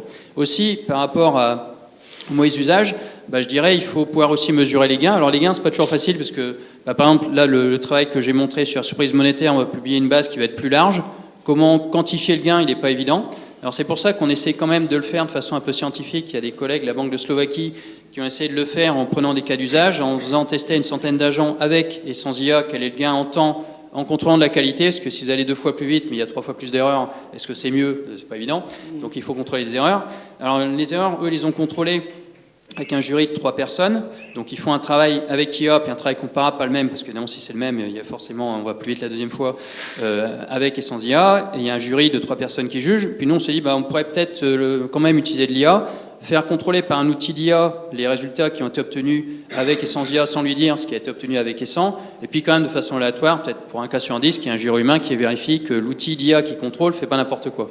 Comme ça, quantifier en temps, ça c'est facile, on sait mesurer en temps. Mesurer la qualité, on doit pouvoir aussi mesurer la qualité. Et donc avec ça, normalement, on garde le contrôle sur le fait qu'on améliore quand même le processus avec l'IA. Mais effectivement, il y a un risque quand même que l'IA introduise une certaine paresse. Je prends un exemple évident, les calculatrices ont quand même rendu, y compris les gens qui font des études scientifiques, moins agiles en termes de calcul mental. Là, le risque, effectivement, c'est que l'IA entraîne aussi une certaine paresse. Et de ce point de vue-là, il faut être un peu attentif. Malgré tout, il y a aussi des débats entre les économistes pour savoir, est-ce que l'IA, ça va juste être un gain one-shot, ça permet d'améliorer les choses, puis au bout de quelques années, hop, les gains vont se tasser, ou alors est-ce qu'en matière de créativité, de capacité à innover, est-ce que ça va générer au contraire des gains qui vont s'auto-entretenir et qui vont être permanents? Je me dis que la réponse n'est pas tranchée, y compris des prix Nobel comme Acemoglu et Aghion, les deux ont le prix Nobel et n'ont pas forcément les mêmes thèses. Moi je dirais qu'il faut être ouvert, peut-être qu'effectivement l'IA va entraîner des gains qui vont être cumulatifs, peut-être que l'IA va aussi permettre à l'être humain, de bien compléter l'être humain. Moi je crois beaucoup à la complémentarité, et même si on perçoit que l'IA est un super assistant, et pour moi ça va rester un super assistant, malgré tout, quand même beaucoup de grandes découvertes de grands scientifiques se sont appuyés aussi sur de très bons assistants. En général, l'innovateur ne travaille pas tout seul, c'est aussi qu'il est bien entouré. Et donc je crois quand même que l'IA devrait entraîner quand même pas mal de gains. Et donc il y a des risques qui puissent avoir une certaine paresse, mais je suis quand même optimiste. Je me dis aussi qu'il y a quand même aussi pas mal de potentialités pour que ça démultiplie la créativité humaine. ça permet de contrôler des erreurs, qu'au final, les résultats soient de meilleure qualité. Mais effectivement, il faudra être vigilant et toujours garder un œil critique et donc entretenir les compétences. Parce que pour pouvoir contrôler, il faut quand même garder l'expertise. Je crois que ça avait été dit aussi dans la table ronde précédente. Et donc, il faudra quand même entraîner un peu l'être humain à garder cette agilité et à ne pas complètement se reposer sur l'IA. Et Raphaël, votre avis, est-ce qu'on ne risque pas de trop faire confiance aux outils et finalement de se laisser un peu dépasser ? Je pense que la réponse de Jean-Charles était assez complète. Je suis assez d'accord sur le fait qu'il faut laisser... faut pas mettre l'IA dans une chaîne automatique s'il n'y a pas derrière une intervention humaine pour contrôler. Voilà. Donc ça, c'est ce qui a été dit, je le partage complètement. Dans un processus industriel, il faut qu'il y ait toujours à un moment donné la possibilité pour un opérateur de recevoir un conseil, une consigne et de l'appliquer ou de ne pas l'appliquer. Et ensuite, quand il s'agit de la génération de rapports, donc les cas que vous avez cités et des cas qu'on fait, il peut y avoir des erreurs dans des rapports qui sont générés automatiquement par IA, mais il y avait des erreurs aussi dans les rapports qui étaient générés par l'homme. Il n'y a aucun rapport qui est parfait. Et ce qu'il s'agit, c'est de benchmarker. Est-ce que les rapports qu'on a par IA ont moins d'erreurs ou plus d'erreurs ? Donc je dirais oui, le risque, il est réel. Il faut penser aux garde-fous, vous avez complètement raison. Et je pense que le principal, c'est de ne pas laisser des chaînes complètement automatisées sans garde-fou humain. Et donc, qu'est-ce qu'on dit aux élèves ingénieurs aujourd'hui ? C'est rester branchés sur l'expertise métier, même si vous vous faites assister par des outils. C'est ce que disait, j'aime bien ce que disait Jean-Charles. Finalement, le principal risque, c'est que les gens deviennent paresseux. C'est ça et je dirais le risque à moyen terme, il est celui-là. C'est-à-dire, si les gens perdent complètement la compétence et le recul, ils seront plus capables de jouer ce rôle de filtre. Et là, oui, on serait vraiment dans une situation qui serait compliquée. Donc aux étudiants, moi je dis, apprenez à utiliser l'IA, mais apprenez aussi à réfléchir par vous-même pour être capable de juger de la crédibilité de ce que votre assistant vous... Si votre assistant devient plus intelligent que vous, là, vous pouvez vous poser des questions. Peut-être pour ajouter quelque chose, la mauvaise nouvelle, c'est que l'assistant, il est déjà en partie plus intelligent que nous. Donc, plus rapide, en tout cas. Plus rapide, puis surtout, il embrasse... aujourd'hui, les plus grands modèles, en tout cas dans l'IA générative, ils sont entraînés sur 15 tératokens, donc en gros à peu près 10 000 milliards de mots. J'ai peur que personne, même si on prenait tous les cerveaux cumulés de toute la salle, on réussisse à avoir 10 000 milliards de mots en tête dans toutes les langues. Donc, voilà, donc c'est clairement... Voilà. Pour répondre à ta question, Anne, sur la partie risque... pour moi, débat, il y en a trois, mais déjà, faut séparer les parties, disons, d'IA pour des domaines très industriels, comme la plupart des usages des cas qu'on a présentés là, et puis la partie IA générative qui est un petit peu nouvelle. Sur la première, c'est comme, quelque part, c'est comme l'introduction de nouvelles technologies, entre guillemets, relativement classiques dans le monde de l'ingénierie. Voilà, c'est une nouvelle technologie qui apporte des avantages aux ingénieurs pour construire quels que soient les systèmes, que ce soit des systèmes bancaires ou des systèmes, voilà. Donc ça va être intégré, et puis il faut gérer les risques comme n'importe quel nouveau projet d'ingénierie, un petit peu habituellement. Il y a néanmoins une différence, c'est qu'effectivement ça augmente les compétences. Ça augmente les compétences. Si je reprends le sujet du nucléaire, voilà, ça va augmenter les compétences, et donc il faut néanmoins garantir à ce que l'accompagnement de la transformation des compétences se fasse en même temps que la nouvelle technologie arrive. Sur la partie générative, là-dessus, moi, je vois pas énormément de risques, si ce n'est des gains de productivité, etc., qui sont inéluctables, parce que typiquement dans les secteurs industriels, en ce moment, on en parlera peut-être un peu plus sur la partie prospective, mais en ce moment, on a deux autres projets sur des sujets d'IA un peu plus avancés. Aujourd'hui, c'est dans les domaines industriels où la concurrence, elle est mondiale, et où typiquement... ce qui se fait en Chine notamment, il y a des sujets, entre autres en robotique, qui sont extrêmement avancés. Et donc le risque, ce serait de ne pas le faire, parce que là, c'est des points de productivité, des points de compétitivité qui partent très rapidement. On en parlera tout à l'heure. Sur la partie IA générative, c'est un tout petit peu différent. au sens large, et puis après plus pour les étudiants ou plus jeunes. Sur la partie générative, nous, je trouve qu'on est aussi... Enfin, tous les cas que je vais présenter sont basés sur des plateformes. Donc, c'est des cas spécifiques, mais avec des outils qui sont génériques, en fait. Et nous, on est aussi la plateforme d'IA pour le campus cyber. Et c'est clair que le risque, typiquement, alors, il y a les risques pour les cyberattaqueurs de créer des nouvelles attaques, mais il y a aussi le risque dans les modèles d'avoir potentiellement des biais de données, d'avoir de l'ingestion de données qui vont biaiser les modèles et donc biaiser potentiellement les réponses. Et ça, pour le coup, c'est des vrais sujets. C'est-à-dire qu'en gros, si vous faites un deep search pour réalimenter votre donnée et qu'il y a quelqu'un qui se met dans votre flux, qui met des données qui sont biaisées par rapport à ce que vous voulez chercher, ça va complètement influencer. On a tous les sujets on va rentrer il y a d'autres sujets de politique ou d'élection, mais voilà, on va rentrer dans les périodes électorales en France. C'est un énorme sujet sur la façon de capter l'information, et c'est un sujet qui est extrêmement regardé dans le monde de la cyber. Et donc là, on a des sujets aussi. Il y a beaucoup de benchmarks sur les modèles d'IA générative, et il y en a qui sont en train de monter, qui s'appelle la partie Safety AI, avec ARC aux États-Unis notamment, justement pour avoir des benchmarks de safety sur les modèles d'IA. Donc, outre la qualité de la réponse, la qualité de robustesse par rapport à des prompts déviants qui font dévier les modèles, en fait. Donc ça, c'est un des gros sujets, qui est un sujet relativement technique, mais c'est clair que c'est un risque qui doit être piloté. Et après, pour moi, le plus gros risque, qui est le risque qu'on ne voit pas, il y avait un article cette semaine, je crois, de Gilles Babinet sur le sujet, qui est le risque qu'on appelle lui, il appelait ce risque civilisationnel, qui peut être le risque culturel, ou le risque de paresse dont tu parlais, qui est en gros la perte de l'esprit critique.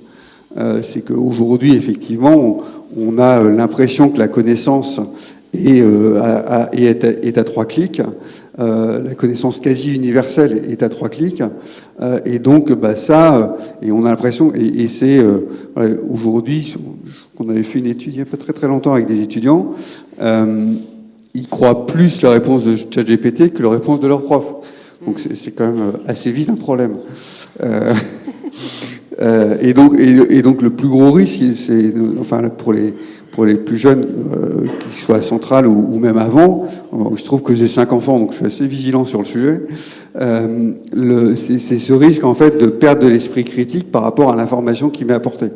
On a déjà vécu cette augmentation de la pluralité de l'information avec Internet, mais là elle est démultipliée. Enfin, je veux dire, prenez la même information sur un search Google, un search Ecosia, un TikTok, un LinkedIn, un Snap ou un Instagram, vous allez juste avoir des milliers de façons de présenter la même information, en fait. Et donc, qui est aujourd'hui, disons, majoritairement piloté, pas par des modèles européens, disons. Et donc ce biais, c'est pour ça que Gilles est allé jusqu'au biais civilisationnel, c'était un des débats du sommet franco-allemand lundi, mardi. Ce biais, en fait, de perte culturelle ou de perte civilisationnelle, c'est sans doute le biais qu'on ne voit, le plus gros risque qu'on ne voit pas aujourd'hui. Ok. Bon. Tu parles des risques, alors forcément, c'est jamais drôle. Oui, en fait, ça rejoint, ma question était de démarrer du départ de la présentation de Jean-Charles, mais qui regroupe aussi la remarque d'Antoine.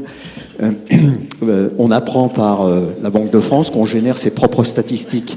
On a vu avec le shutdown aux États-Unis que la Fed n'arrivait plus à fonder ses décisions sur des faits, puisque les faits n'étaient plus produits par le shutdown. Et on rentre dans l'inconnu, et finalement, ils avouent eux-mêmes que leurs décisions sont fragiles. Je crois que c'est le terme, fragiles. Et vous expliquez que vous produisez vos propres statistiques, donc vous n'avez plus besoin de l'INSEE, si je vais plus loin. Non, mais j'exagère. Vous pouvez vous abstraire de l'INSEE, vous n'en avez plus besoin, vous avez vos propres statistiques.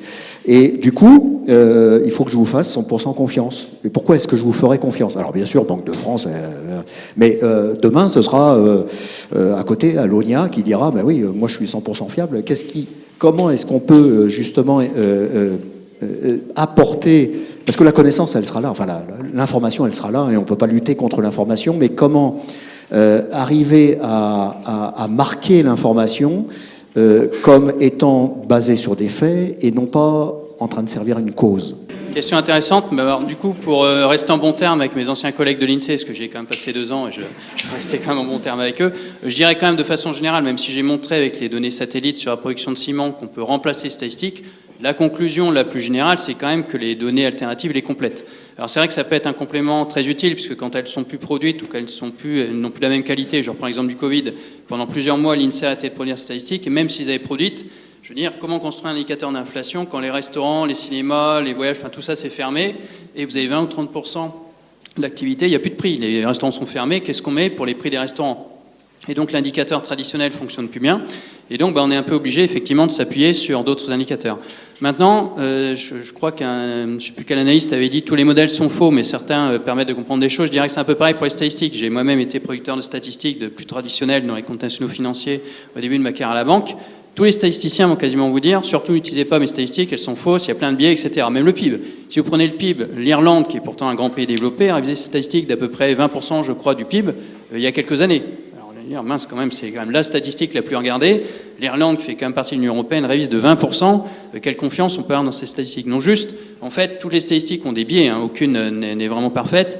Et en général, ce qu'on montre aux gouverneurs pour les briefer avant qu'ils ne prennent des décisions, par exemple le conseil des gouverneurs à Francfort, il y a des slides, il y a des dizaines de slides avec des dizaines de statistiques. Donc pour reprendre l'activité, il va regarder le PIB, il va regarder aussi les enquêtes de conjoncture, là qui sont une source différente. On va interroger les chefs d'entreprise qui vont donner un peu leur ressenti du terrain, et puis le fait d'agréger toute cette masse, si on croit à la loi des grands nombres, le fait d'interroger 8500 chefs d'entreprise, ça fait quand même ressortir des tendances sur le mois passé, sur le mois à venir. Donc en fait, et là aussi, le gouverneur n'est pas une machine, il ne va pas avoir un algorithme automatique en disant si tel indicateur dépasse tel seuil, je vais appliquer telle décision, c'est plus compliqué que ça. En fait, il va lui-même, avec son esprit, faire la synthèse, puis en plus le conseil de gouverneur, ça tombe bien, ils sont une vingtaine de membres des différents pays, de membres de la zone euro, plus le directoire permanent de la BCE, donc ils peuvent échanger entre eux en disant écoutez, cher ami, vous êtes basé sur les enquêtes de conjoncture, mais c'est le Covid et donc elles sont peut-être pas aussi fiables qu'avant, vous devriez plutôt utiliser telle statistique. Donc en fait, c'est plutôt la synthèse de sources différentes qui ont chacun leurs défauts qui va faire qu'a priori, on peut espérer qu'ils vont prendre la meilleure décision possible. Mais effectivement,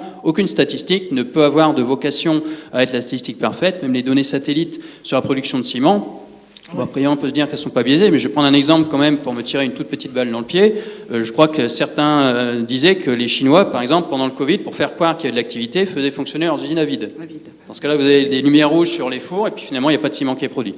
Donc, il y a toujours des biais. Oui, mais le tout, c'est si vous prenez 10-15 indicateurs au lieu d'en prendre un seul, le risque que les 15 soient biaisés en même temps est quand même relativement limité. Je pense que c'est la conclusion raisonnable à laquelle on peut aboutir. Oui, j'ai une question. Vous avez dit, chacun d'entre vous, qu'il était important que les collaborateurs conservent un sens critique. La ville de Derby, en Angleterre, c'est 250 000 habitants, c'est doté d'un outil IA de 8 millions d'euros pour déterminer si une personne âgée, en fonction de ses capacités financières et de son état de santé, devait être envoyée directement en EHPAD ou pas. Et évidemment, la mairie assure qu'il y a toujours un humain à la fin qui va dire oui ou non. Dans la réalité, le salarié qui utilise l'outil ne contredit pas l'IA, parce que l'investissement de 8 millions d'euros, c'est très important. Alors, que mettez-vous en place pour que vos collaborateurs aient toujours le droit d'exercer leur esprit critique et de contredire éventuellement les décisions d'outils sur lesquels vous investissez des millions d'euros? Alors évidemment, la Banque de France n'est pas spécialisée sur les questions d'EHPAD, donc là c'est juste mon avis personnel, et tout ce que j'ai dit d'ailleurs, mon avis personnel ne représente pas l'avis de la Banque de France. Je pense déjà une remarque générale qu'on peut faire sur les outils d'IA, et je pense que c'est quelque chose quand même qui doit être assez universel, c'est qu'il doit être explicable. Explicable, c'est-à-dire qu'ils doivent expliquer, d'ailleurs c'était une phrase que j'ai ajoutée oralement par rapport au prompt que j'avais posé pour déterminer s'il y avait une surprise monétaire.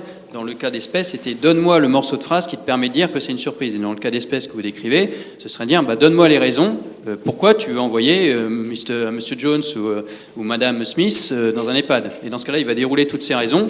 Et puis l'être humain, s'il est quand même un petit peu sérieux, va lire toutes les justifications et puis éventuellement en remettre en cause certaines. Donc ça va lui donner en fait des arguments qui vont l'aider parce que lui-même aurait peut-être mis du temps, il en aurait peut-être oublié certains. et qui lui permettront après de fonder sa réponse. Je pense déjà un garde-fou, alors c'est peut-être pas ultime, parce que peut-être effectivement à nouveau l'employé de Derby va être paresseux et puis lui faire confiance, les lire, puis dire bon, moi, je valide quand même la décision, mais malgré tout, il aura lu tout le descriptif, et s'il y a des choses qui ne sont pas convaincantes, il pourra exercer son esprit critique, ce qui est mieux que oui ou non, et puis là, en gros, je valide ou je valide pas, et là c'est très binaire, et là il n'y a pas de garde-fou. Oui. Est-ce que tu peux juste mettre ma dernière slide? Juste pour compléter un tout petit peu, dans l'exemple que je montrais tout à l'heure, qui était le premier sur la partie bancaire, octroi de crédit, dans l'octroi de crédit, en fait, vous êtes quand vous dites non, vous êtes obligé d'expliquer pourquoi vous dites non, en fait.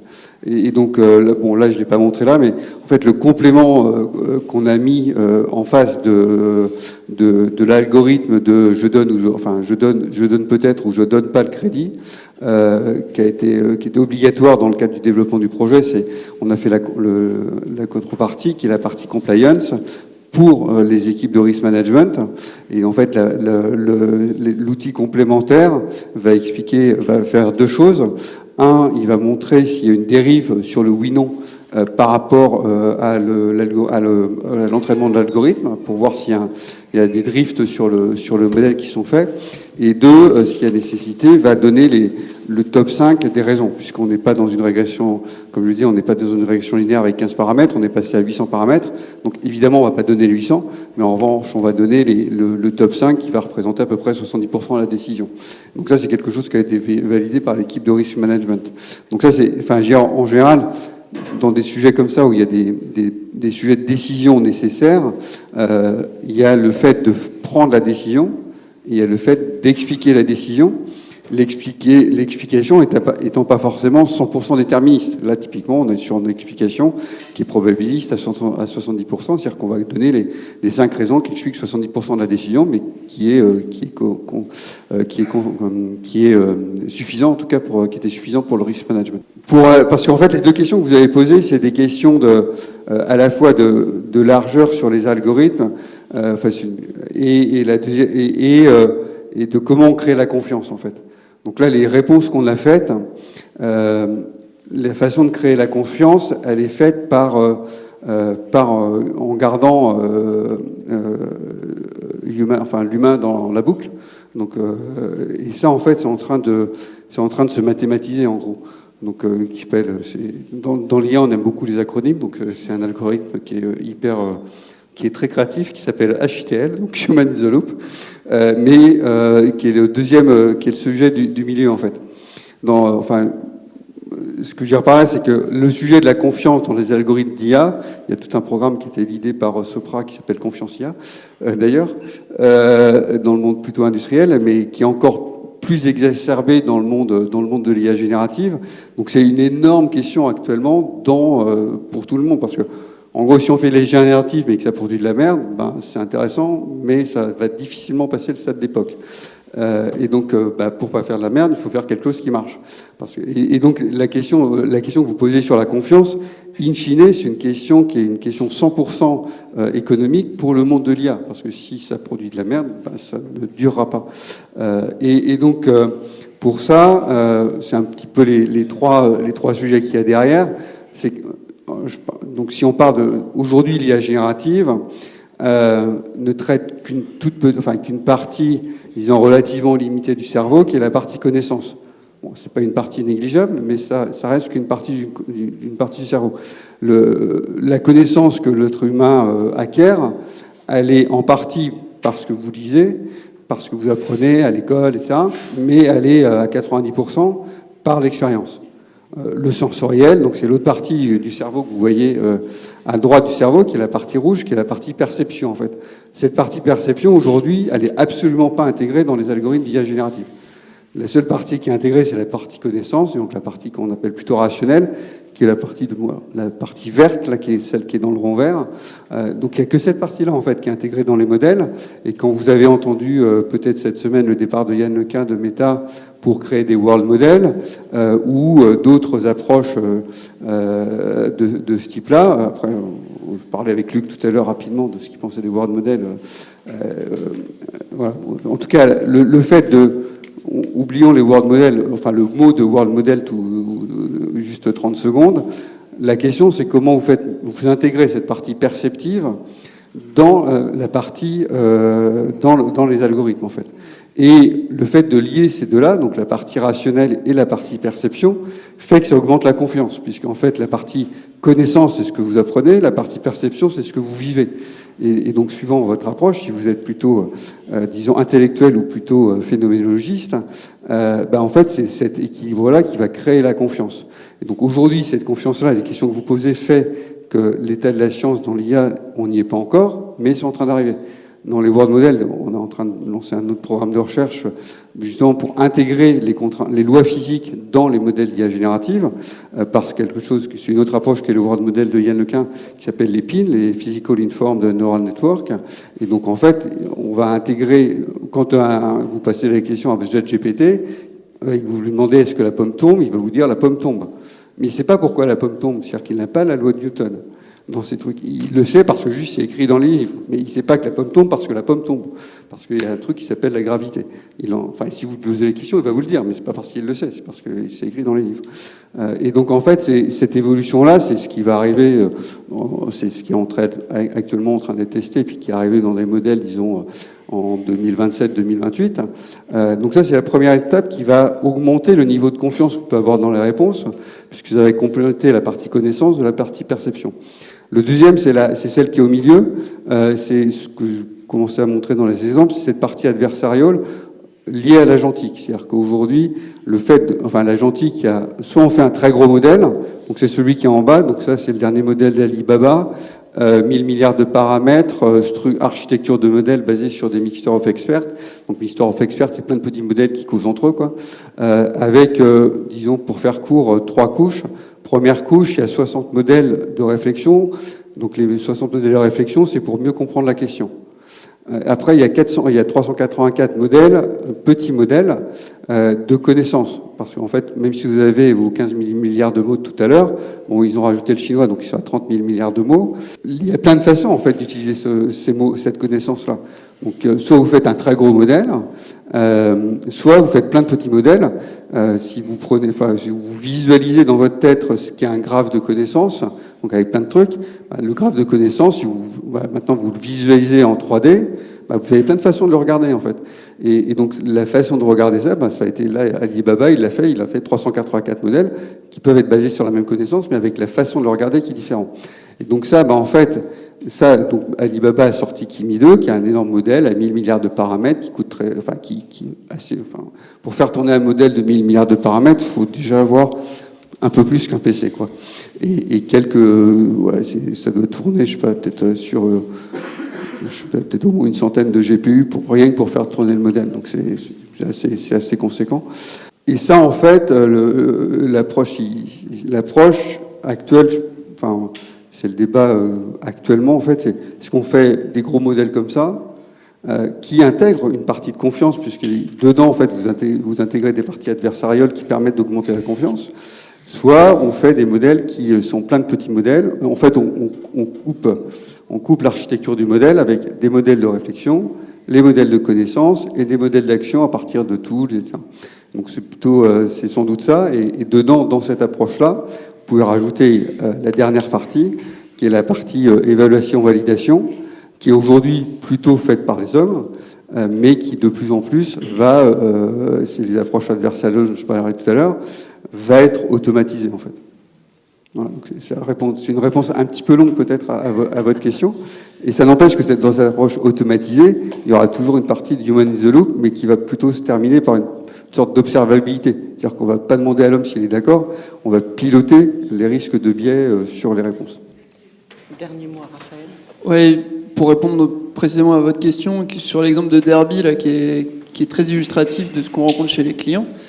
En fait, là, moi, si j'avais vendu ce projet-là à Derby, mon client, en l'occurrence, c'est une collectivité, son enjeu, c'est de faire réélire. Je lui aurais dit, mais attendez, vous allez utiliser ça, est-ce que vous pensez sincèrement que vos clients à vous, qui sont les citoyens de la ville, vont être heureux de voir leurs aînés se faire envoyer en EHPAD par un algo IA que vous avez fait, plus un employé de mairie qui est pas capable d'avoir le sens critique. Et tout ça pour illustrer que quand on pense à un projet IA, il y a à la fois la dimension technique, il y a la dimension que mon voisin a dit qui est comment on justifie, et il y a la dimension aussi, est-ce que la personne qu'on met en corde de rappel, en esprit critique, est la bonne? Et là, moi, ce qui me saute aux yeux là-dessus, c'est pour prendre la décision d'envoyer quelqu'un en EHPAD, c'est pas un employé de mairie, quoi. C'est la famille de la personne, c'est un médecin. Et bon, là, c'est au travers de l'exemple de Derby, mais dans n'importe quel exemple, cet exemple-là illustre qu'il faut pas seulement réfléchir à la partie technique, il faut réfléchir l'ensemble de la chaîne. Et c'est aussi le rôle des sociétés comme les nôtres qui sont intégratrices de projets. On cherche à intégrer le projet en discutant avec le client de l'usage de l'IA dans son process de bout en bout, quoi. Et là, franchement, Derby, je pense que le maire, il se fait pareil dire, quoi. Et en fait, c'est intéressant que ce soit le cas du Royaume-Uni, ce qui se trouve que le Royaume-Uni, ça ne vous aura pas échappé, n'est plus dans l'Union européenne. Et il y a un règlement sur l'IA qui est passé l'an dernier, qui s'applique quand même assez strictement, même s'ils ont allégé un petit peu cette réglementation, qui implique justement, à la Banque de France, on a un comité multidisciplinaire qui associe des informaticiens, mais aussi l'éthique, des personnes spécialistes de la protection des données ou des juristes, pour vérifier qu'il n'y a pas d'usage interdit ou à risque. Et là, en l'occurrence, je pense qu'à l'évidence, la commune aurait été sans doute dans un usage au moins à risque, parce qu'effectivement, là, il y a quand même des décisions assez lourdes, qui peuvent être assez lourdes de conséquences. Et donc, normalement, dans des pays comme la France, qui appartiennent à l'Union européenne, il y a quand même tout un examen assez complet qui est fait, où le métier d'ailleurs est convoqué pendant 1 heure à peu près, souvent pour exposer un peu son cas. Et après, la décision qui est faite vise quand même à protéger les personnes individuelles. Et d'ailleurs, à celui-là, c'est intéressant, parce que même des données publiques peuvent être à risque. Par exemple, si on prend un tri de CV pour sélectionner automatiquement, faire un premier tri sur les candidats, c'est des données publiques, ça peut traîner sur LinkedIn, mais l'usage qui est fait, si ça biaise, si ça favorise certains profils par rapport à d'autres, peut être risqué. Et donc, normalement, dans l'Union européenne, il y a quand même pas mal de garde-fous qui sont mis en place. On critique souvent l'Union européenne en disant qu'on réglemente trop, les Américains innovent, les Chinois produisent et nous réglementent, mais bon, malgré tout, ça permet d'éviter ce genre de problème. Et donc, a priori, ça s'est passé au Royaume-Uni, ça ne se passerait pas en France. En tout cas, je pense que ça, assez vite, ça tomberait. Ouais. Très bien. Merci. Alors, Merci on va clore cette table ronde. Par contre, je viens de recevoir une question sur notre fil WhatsApp. Donc, ça concerne Jean-Charles, mais vous n'êtes pas obligé de répondre. C'est parmi les 60 projets de la Banque de France, y en a-t-il un qui concerne le redressement des finances de la France? Merci beaucoup, merci à vous.